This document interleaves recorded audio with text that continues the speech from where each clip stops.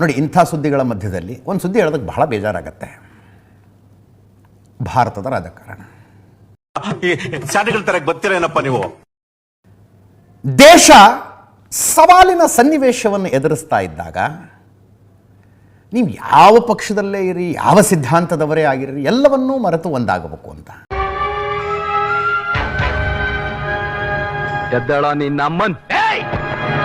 ಇದು ಬರೀ ಬಿಜೆಪಿ ಸರ್ಕಾರ ಇದ್ದಾಗ ಉಳಿದವರೆಲ್ಲ ಒಂದಾಗಬೇಕು ಹಂಗಲ್ಲ. ಯಾವುದೇ ಸರ್ಕಾರ ಇರಲಿ, ವಿರೋಧ ಪಕ್ಷದಲ್ಲಿ ಯಾರೇ ಇರಲಿ, ಎಲ್ಲ ಮರೆತು ಒಂದಾಗಬೇಕು.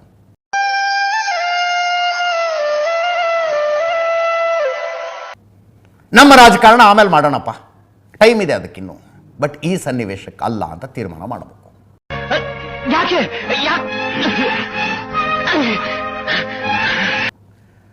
ಭಾರತದಲ್ಲಿ ಅದು ಬರೋದೇ ಇಲ್ಲ, ದುರಂತ ಇದು. ನಾನು ಪ್ರಜಾಪ್ರಭುತ್ವದ ಸೈಡ್ ಎಫೆಕ್ಟ್ಗಳು ಏನು ಅಂತ ಏನಾದ್ರು ಬರೆದ್ರೆ ಅದರಲ್ಲಿ ಮೊದಲನೇ ಪಾಯಿಂಟೇ ಇದು ಬರುತ್ತೋ ಏನೋ. ಸೈಡ್ ಎಫೆಕ್ಟ್ ಇದು ಪ್ರಜಾಪ್ರಭುತ್ವದ್ದು.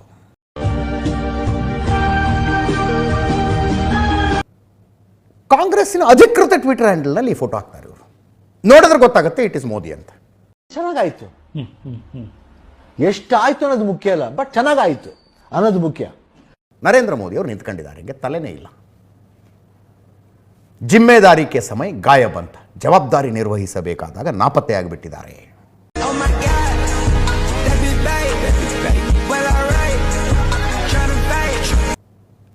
ಈ ಫೋಟೋ ಹಾಕ್ತಾರೆ. This could be fine in any other situation.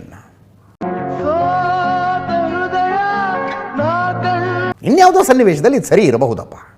Karnataka ಕಾಂಗ್ರೆಸ್ನವರು ಅದೇ ಫೋಟೋ ತಗೊಂಡು ಗಾಯಬ್ ಅಂತ GAYAB ಇಂಗ್ಲೀಷ್ನಲ್ಲಿ ಬರೆದಿದ್ರು. ಇವರು ಅದನ್ನು ತೆಗೆದು ಮಾಯಾ ಅಂತ ಹೇಳಿ ಕ್ವಶನ್ ಮಾರ್ಕ್ ಹಾಕಿ ಕರ್ನಾಟಕ ಕಾಂಗ್ರೆಸ್ನವರು